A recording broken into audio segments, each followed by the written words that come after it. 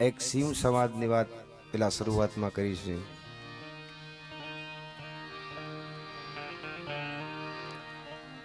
ભગવાન ભોળાનાથ સમાધિની અંદર છે। પ્રભુની પ્રસન્નતા જોઈ માતાજી કહે છે કે સ્વામી ભગવાન આપની આજ્ઞા જો હોય તો એક પ્રશ્ન કરું। બોલો દેવી, શું કહો? કે આજે આપનો ચહેરો જોતા એવું લાગે છે કે કઈ આપના ચહેરા ઉપર કંઈક આનંદ છવાયો હોય એવું લાગે છે। કંઈક આનંદ? તો કે ના દેવી, હું તો સદાને માટે આનંદમય જ હોઉં છું, મારા ભજનની અંદર લીન જ હોઉં છું, પણ નહીં, પણ આજ કંઈક અલગ હોય એવું મને લાગે છે।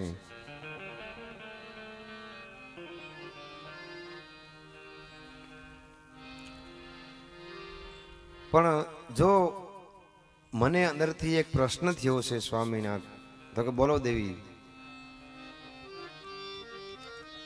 કે અનેક અવતારોની વાત તમે મને કઈ સંભળાવી। રામા અવતારની અંદર રામકથા તમે સંભળાવી, કૃષ્ણ અવતારની અંદર કૃષ્ણ અવતારની કથા તમે સંભળાવી, તો ભગવાન વિષ્ણુ કે હવે એવી કઈ જગ્યા છે કે જ્યાં અવતાર ધારણ કરવાના છે, એ મને વિસ્તારપૂર્વક જો હું લાયક હોઉં તો મને કહેવાની થોડીક સંમતિ આપશો? હા દેવી, કેમ નહીં, આપ ખુશીથી મને પૂછી શકો છો।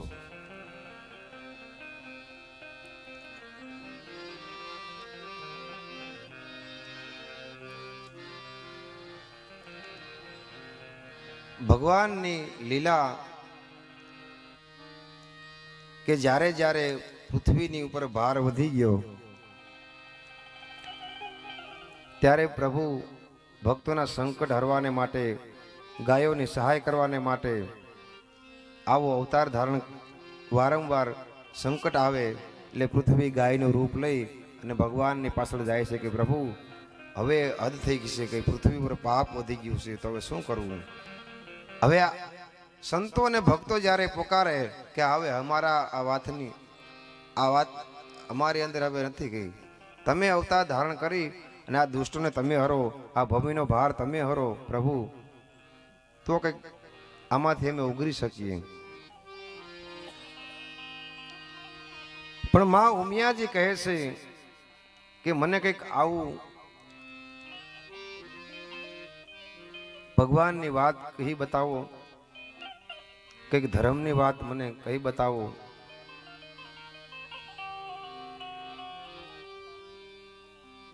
પણ દેવી, આ બધું જાણવા માટે પાત્રતાની જરૂર પડે, એના માટે તમારે પાત્ર થવું પડે, નિર્મળતા પ્રાપ્ત કરવી પડે।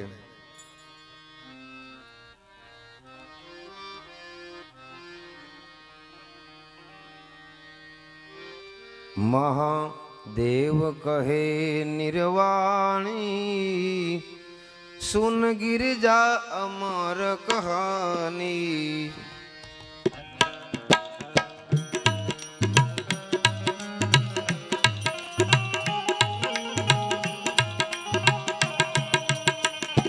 મહાદેવ કહે નિર્વાણી, સુન गिरजा अमर कहानी।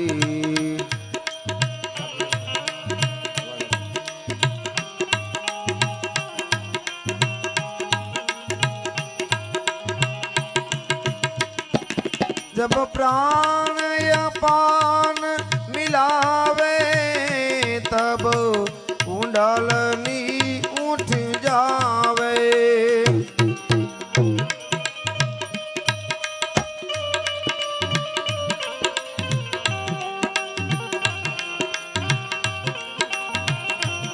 जब प्राण अपान मिलावे तब कुंडलनी उठ जावे, तब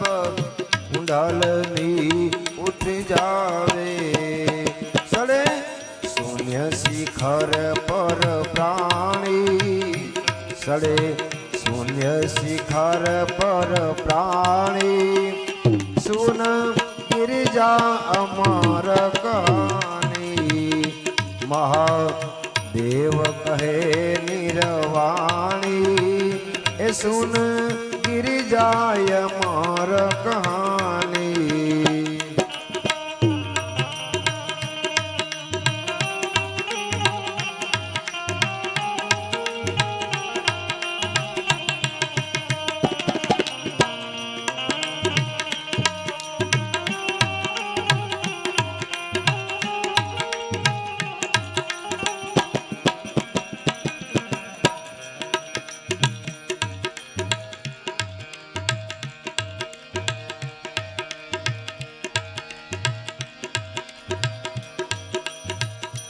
ઘણા વર્ષોની તપસ્યા માં ભવાની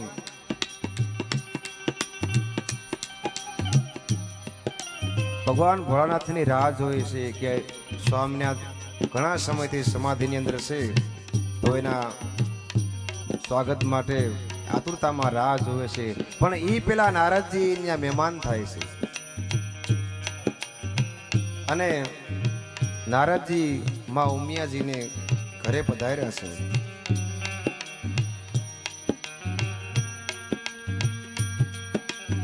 સંતોએ ભજનમાં કીધું છે એ સંતો ઉમિયાજી ના આશ્રમે એ ઋષિ નારદ પધાર્યા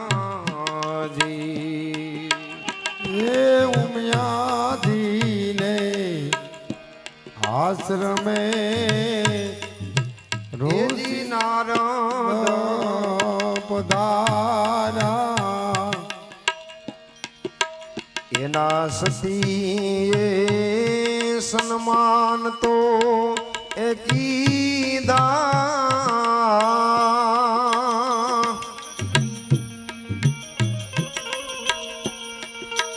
એવા રૂંઢ રે માળાના જોને એ પ્રશ્નો એને કર્યા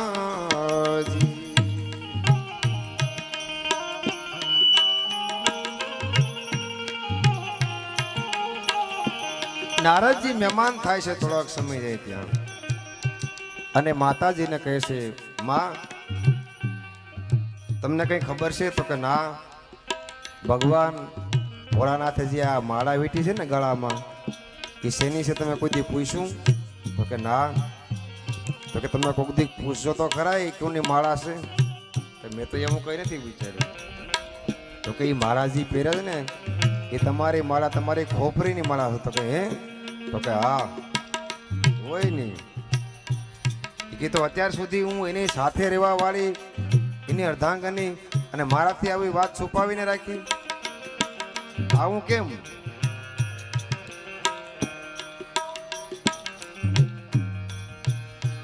આવા જ હોય કે ભોળાનાથને આવું બધું નારદ નું કામ જ કે ઘરની અંદર કઈ પણ ડખો કરીને વયા જાય ગમે ત્યાં એટલે ભગવાન ભોળાનાથ સમાધિમાંથી જાગી અને આવ્યા તો માતાજી કઈ બોલે નહીં કઈ ચાલે નહીં નામથી માટા મારે ભગવાનને ખ્યાલ આવી ગયો કે નહીં નક્કી કઈક માતાજી નિશાના છે કઈ બોલતા નથી પણ જે કઈ હોય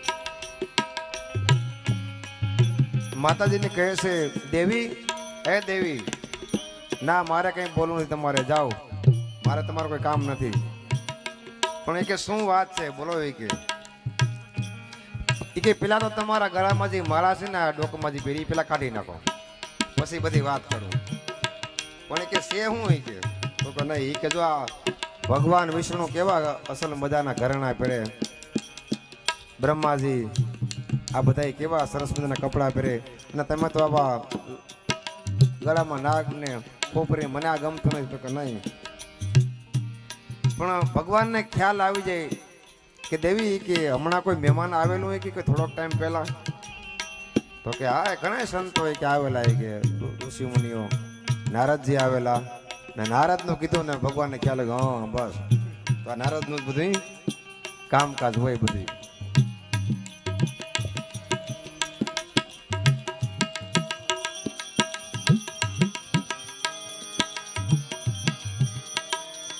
પણ તમે આ ખોપરીની માળા છે ને એ તમે કાઢી નાખો. તો કે ના દેવી, એ માળા તો મને કોઈ દી અભાવ નહીં આવે. તો કે કેમ?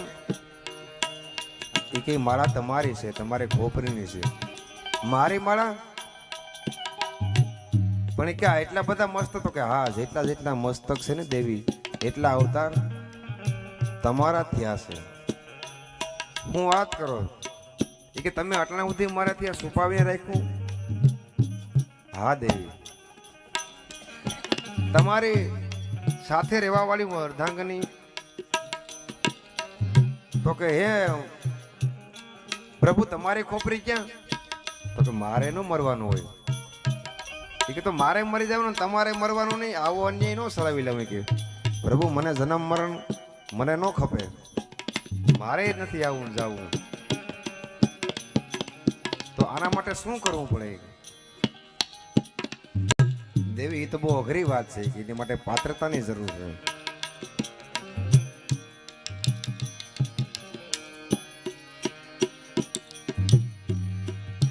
એ કે ના મને કયો, નકર હું રીસાઈ જાય, પૃથ્વી રતાતાળ કરી નાખે. તો કે ના દેવી, એવું કરોમાં તમારું આદિ અનાદિનું સ્વરૂપ છે એને તો તમે યાદ કરો. ના મહારાજ, મહાદેવ, તમે અજન્મા અને મારે મરી જવાનું, આ વાત હું ન સુનાવી લઉં. જન્મ મરણ મને ન ખપે. ભગવાન ભોળાનાથ કે દેવી, કેમ બતાવું, કેમ એનો અધિકાર પણ હોવું જોઈએ, તો આ વાત તમને કહી બતાવું.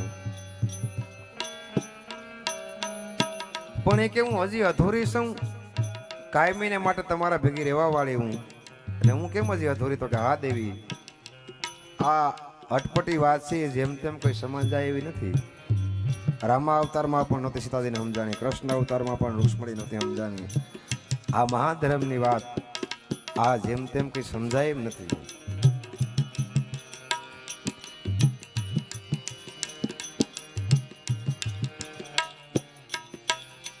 મા ઉમિયાજી કહે ના, ગમે એમ થાય, મને આ વસ્તુ દ્યો, નકર ઉથલ પાથલ કરી નાખે, ક્રોધ બતાવીશ. ના દેવી, આ વસ્તુ તો નિર્મળ થઈ અને પ્રાપ્ત કરવાની વસ્તુ. આ ક્રોધ કરે આ વસ્તુ પ્રાપ્ત ન થાય, આમાં તો નિર્મળ બનવું પડે. એટલે તો ગંગા સતી પાનભાઈ ગંગાજી કહે છે, નિર્મળ થઈને તમે તો આવો રે મેદાન માને, જાણી લ્યો જીવડા કેરી જાત. નિર્મળ થઈને આવો રે મેદાન માને, જાણી લ્યો ને જીવનની જાણ. સજાતી વિજાતીની જુગતી બતાવું નજી, સજાતી વિજાતીની હાર્મોનિયમ આપો. જુગતી બતાવું ને, બીબે પાડી દઉં બીજી વાત, બીવે પાડી દઉં બીજી વાત. જ્યારે જ્યારે આ ભગવાન અવતર્યા ત્યારે અમુક અમુક વાત અધૂરી રહી છે, પૂર્ણ નથી થઈ. સીતાજી પૂછે રે રામચંદ્ર રાયને, સીતાજી પૂછે રે રામચંદ્ર રાયને, અને કહો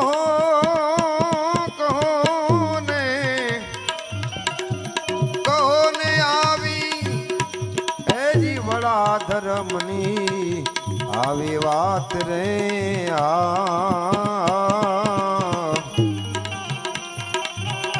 અને કઈ સંભળાવો વડા ધર્મની જોને વાત રે વાસણ સોટાને વસ્તુ સે મોટિયું વાસણ સોટાને વસ્તુ સે મોટિયું વાસણ સોટાને વસ્તુ મોટી એટલે પાત્રતાની જરૂર કીધી સંતોએ કે પાત્ર વગર જો પીરહાઈ જાય ને તો નથી કહેવત કે હિમનો ઠરેલો એક ઉંદર હતો એને હંસલે બિચારો પાખુમાં લીધો મારા ભાઈ આવી અજ્ઞાની ઉપાધિ કરાવે મારા સંતો હંસને એમ થયું હંસલાને એક ઉંદરડો બિચારો ઠરતો હતો ને કે લાઈને દરેક લઈ લઉં પાંખમાં દરેક ઉપ દઉં ને તો બિચારાને હતો એમ પાછો રેડી થઈ જાય એમ પણ એને ખબર નહોતી ને ઉંદરને લઈ પાંખમાં લઈને ઉડવાનું ચાલુ કર્યું ત્યાં જેમ એને આમ ગરમ ગરમ લાગ્યું એમ પાંખ કરકોલતો ગયો અને પાંખ કાપી નાખી એટલે આ પાત્ર વગર આ કીધું બધું વાસણ સોટાને વસ્તુ સે મોટિયું વાસણ સોટાને વસ્તુ સે મોટિયું અને ઠામ વિના એ તો કેમ કરીને ઘેરાય રે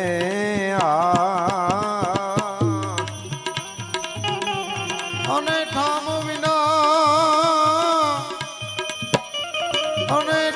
વિના કેમ કરી ઠેરાય રે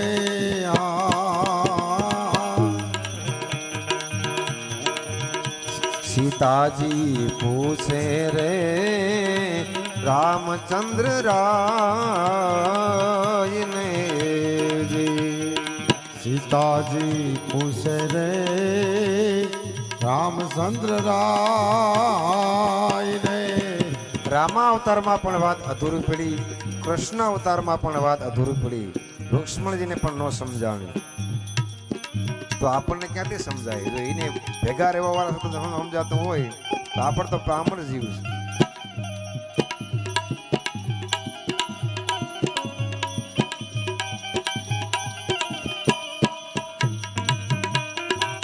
છે દુર્વાસા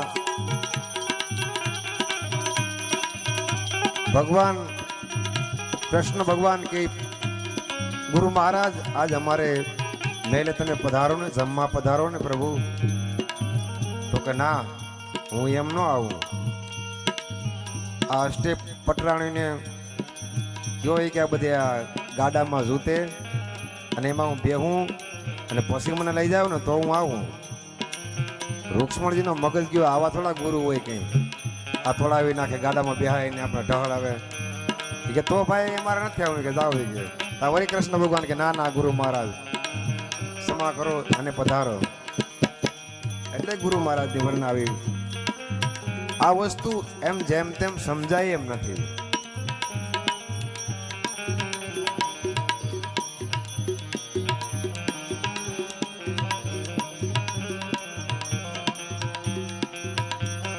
એટલે પાત્ર બનવા માટે નિર્મળ અને સેવા થકી નિર્મળતા આવે જ્યાં સુધી સેવા ન કરીએ ત્યાં સુધી અહંભાવ ન કરે અને જ્યાં સુધી અહંભાવ હોય ત્યાં સુધી વસ્તુ પ્રાપ્ત ન થાય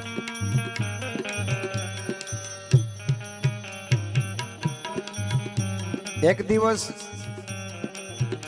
યુધિષ્ઠિર માતા કુંતાની પાસે આવે છે કે માં મહાધર્મ કંઈક એવું વર્ણન કહે છે કે આ ધર્મ વિશે કંઈક એવું કંઈ હોય તો અમને સમજાવો ને તો કે દીકરા એ તો બધું દ્રૌપદી પાસે છે બધું જાણવું હોય તો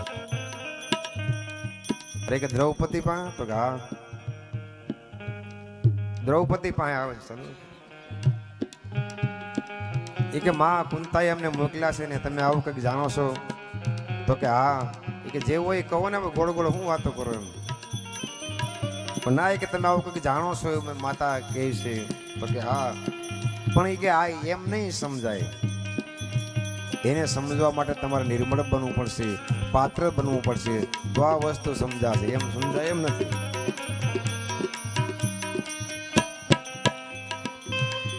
અને ગુરુની અંદર આપણને સદગુરુ આપણને ધારણ કર્યા, પણ ગુરુની અંદર જ્યારે પરમાત્માના દર્શન ન થાય ત્યાં સુધી આપણે કોઈ વસ્તુ અડતી નથી. તન મન ધન ગુરુને અર્પણ કરીએ ત્યારે બધી વસ્તુ પ્રાપ્ત થાય, આપણને ભક્તિ પ્રાપ્ત થાય.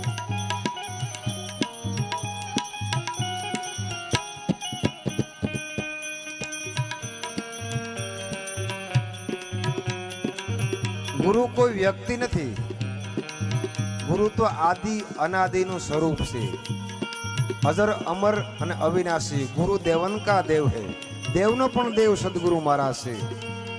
એ ગુરુ મહારાજની વર્ણના સંતોએ કરી છે.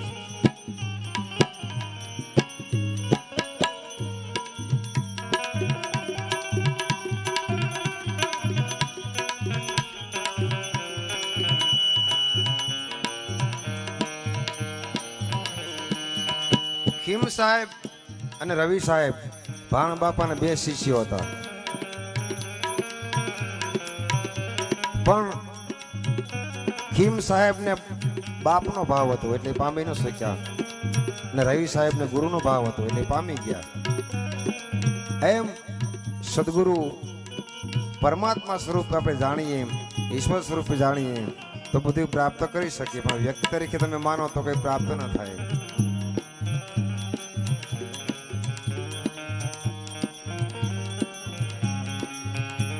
એટલે સંતોએ ગુરુના વર્ણન કર્યા છે. गुरु समोर नहीं कोई दाता, मात पिता के पुत्र के भ्राता, जो निस दिन गुरु चरणा सेवे, अभय दान गुरु फल मा देवे, अभय दान गुरु फल मा देवे.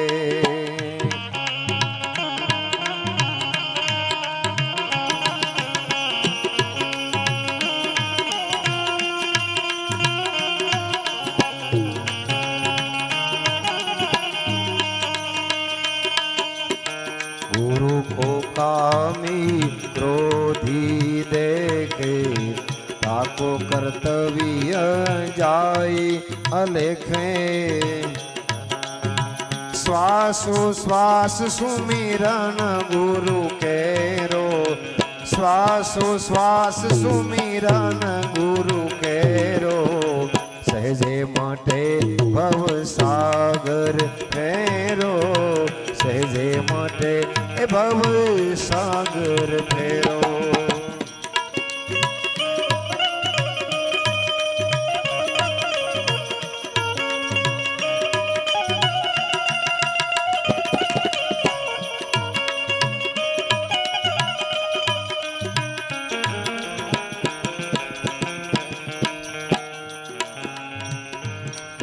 माँ उमियाजी भोलानाथ ने कैसे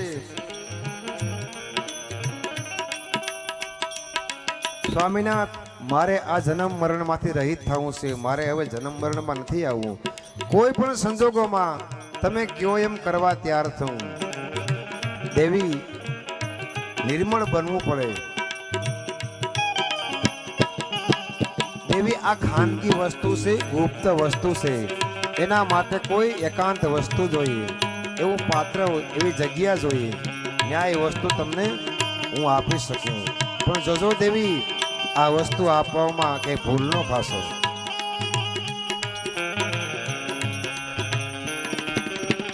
આ વસ્તુ એવી કઈ છે તો કે અજર અમર ને અવિનાશી છે, જે આવતો નથી, જે જાતો નથી, જે જન્મતો નથી, જે મરતો નથી, એવી અજર અમર વસ્તુ ભગવાન ભોળાનાથ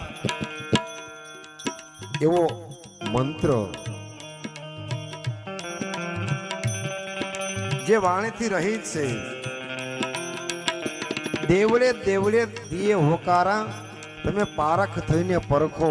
હેજી રામ આ કોણે બનાવ્યો પવન સરખો, હેજી એના ઘડનારાને તમે પરખો.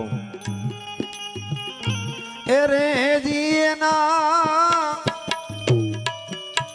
ઘડનારાને તમે પરખો. હેજી રામ કોણે બનાવ્યો પવન સરખો.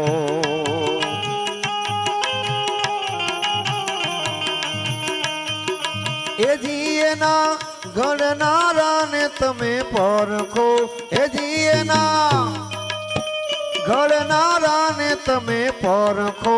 હેજી રામ અરે હેજી રામ કોણે બનાવ્યો પવન સરખો.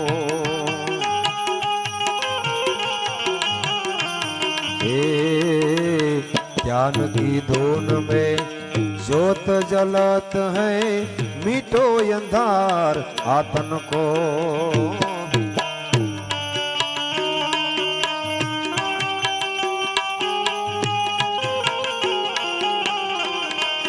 ए ध्यान की धुन में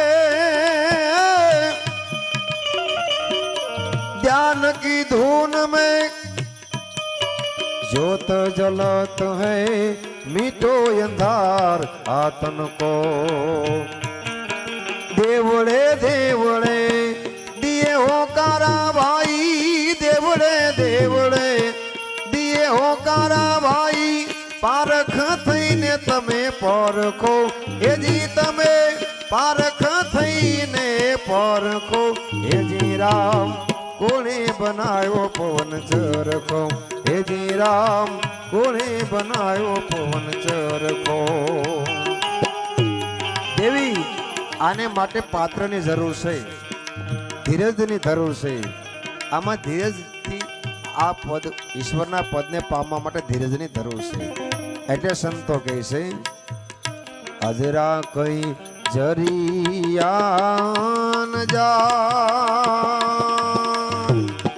સંતો બાઈ અજરા કઈ જરિયા એ ન જાય.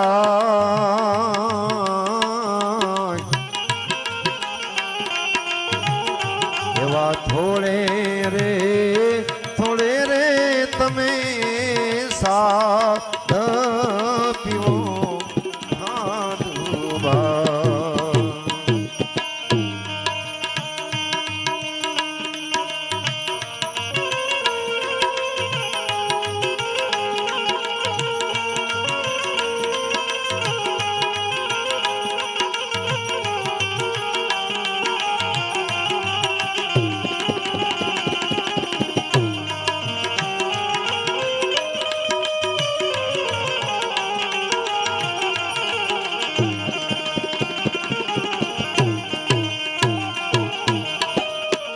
ભગવાન ભોળાનાથ કહે છે દેવી આ તો જીવતા મરવાની વાત છે. આ એમ કેમ હેલી વસ્તુ નથી. જીવતા મરી જાઉં તો કે હા. તો કે જીવતા કેમ મરવું?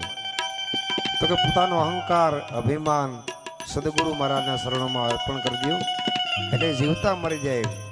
એ હું પણ અહંકાર ભાવ જે છે એ ગળી જાય એટલે જીવતા મરવાની વાત સંતો કહે છે.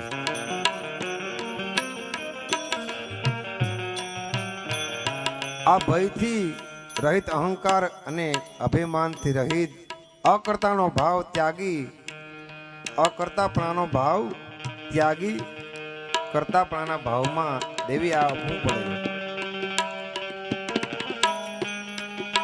ભગવાન ભોળાનાથ કે એવા ઊંચા શિખર પર જાય કે જ્યાં કોઈ આવતું જાતું ન હોય. સાવ સુમકાર જગ્યા એવી હોય. એવા સ્થાન પર જઈ ઉપદેશ જે કઈ વસ્તુ ભગવાન ભોળાનાથ આપવાના છે મા ઉમિયાજીને. કૈલાસનું એવું શિખર છે કે ત્યાં મા ભવાની અને ભગવાન ભોળાનાથ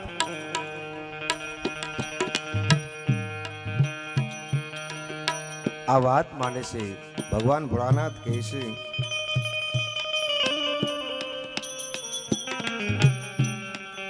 દેવી આ શરીર 5 તત્વોનું છે. જળ, પૃથ્વી, અગ્નિ, આકાશ અને વાયુ. આ 5 તત્વથી આ શરીર બનેલું છે. એમાં એક સૂક્ષ્મ શરીર છે અને એની અંદર એક કારણ શરીર છે અને કારણની અંદર એક મહાકારણ છે.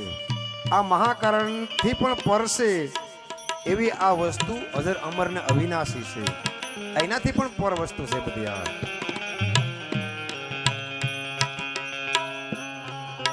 અને ભગવાન ભોળાનાથનો રણુકાર જ્યાંથી નીકળ્યો એટલામાં તો પ્રસન્ન બોલ જ્યાં જુએ ત્યાં માં ભવાને જ્યાં ઉપદેશ કર્યો ભગવાને વસ્તુ આપી દેતા માં તો ઊંઘેલા હતા.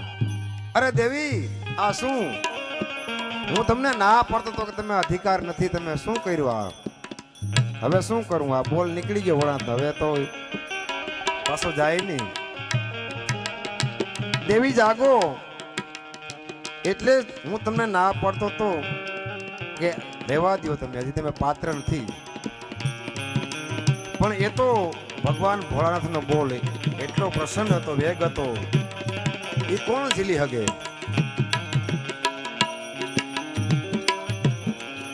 ભગવાન ભોળાનાથે પાછળ ત્રિશુળ કર્યું છે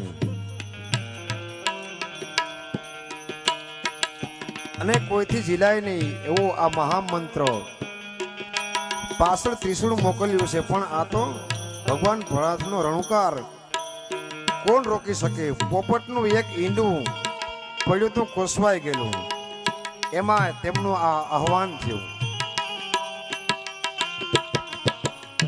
પોપટ કોણ? બીજો કોઈ નહીં, સુખ સુખદેવ મુનિ. પાછળ ત્રિશુળ મોકલ્યું છે, બસવાનો કોઈ આરા નથી. અધિકાર વગરનું મળી જાય તો રહે નહીં. કેમ પાત્ર નથી ને, પાત્ર વગર મળી ગયું. ભગવાન ભોળાનાથ કે આ તો કઈક અનર્થ કરશે.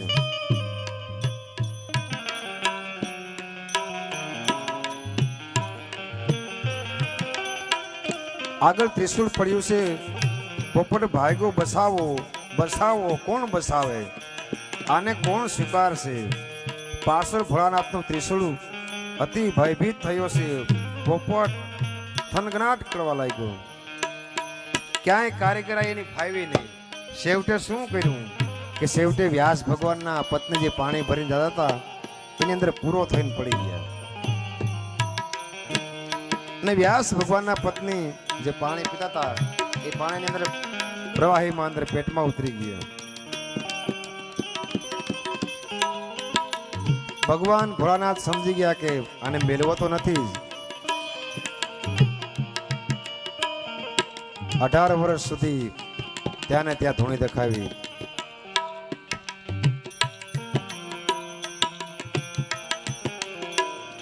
સુખદેવજીને કહે છે, એ પાપિયા, મારા જેવો તા કઈક થોડોક તો વિચાર કરી. માતાને 18 મહિને તું પેટની અંદર બેઠો છે. મારી માને પૂછી જો એક તલ બહારનો પણ એને બહાર નથી. એ કે નહીં, તું ગમે બહાર આવ્યો તો કે બહાર આવું એક શરત, તો કે તમે મને મારો નહીં તો આવું. તો કે હા, તને વસન આપું, નહીં મારું. એટલે 18 મહિને સુખદેવજીનો જન્મ થાય છે. એ ભાગવત વ્યાસ જેને લખ્યું છે.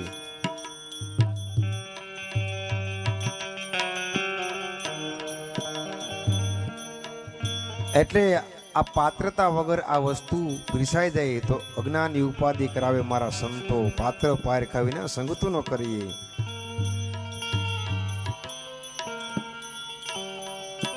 અને સંતોએ આ વર્ણન કર્યું છે. જતી સતી જે રૂપાદે, માલદે, જેસલ, તોરલ જે આ નજીયા પંથની અંદર જે ભળ્યા છે, જે રામદેવજી મહારાજની સંગાથે બધા હતા. દેવ તણખી, કુંભોરાણો, લોયણ, જેસલ તોરલ, રૂપાદે, માલદે, ખીમરો, કોટવાળ, આ બધા એમની હયાતી ન્યા.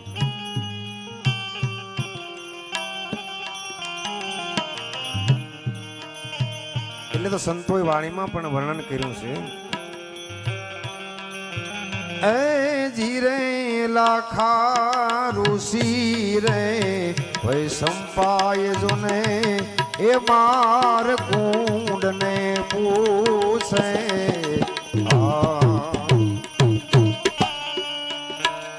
એવો નિજીયા ધર્મ એવું શું છે આ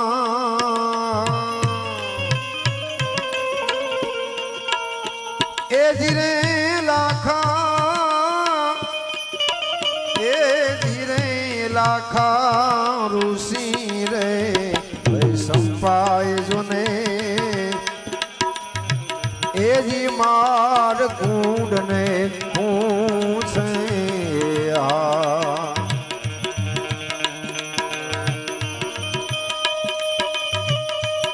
હાર્મોનિયમ આપો હાર્મોનિયમ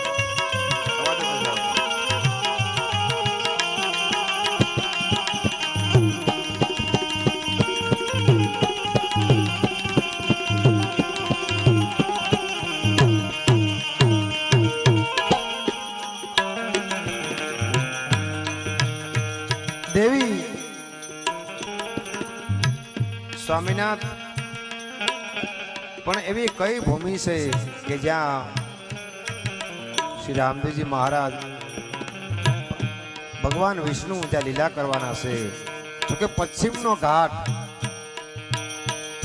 મારવાડની ભૂમિ ત્યાં પ્રભુ અવતાર ધારણ કરવાના છે તો આજની કથા અહીંયા વિરામ આપી આરતી માટે